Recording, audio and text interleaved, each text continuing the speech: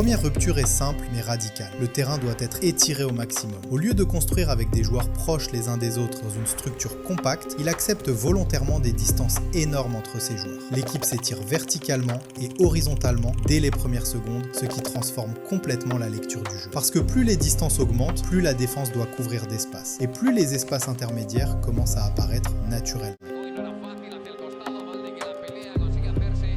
Sauf que ce modèle a aussi ses risques. Quand tu projettes autant de joueurs haut sur le terrain, les blocs bas adverses peuvent simplement se regrouper, fermer l'intérieur et rendre les passes directes extrêmement difficiles. À ce moment-là, la structure offensive seule ne suffit plus. Et c'est là que Flick introduit une deuxième dimension, l'imprévisibilité des mouvements. Contrairement à une organisation classique où chaque joueur attaque une zone précise, ici, les joueurs offensifs ne sont pas figés. Ils ne restent pas dans des positions fixes, ils échangent, décrochent, s'écartent, rentrent à l'intérieur sans schéma rigide.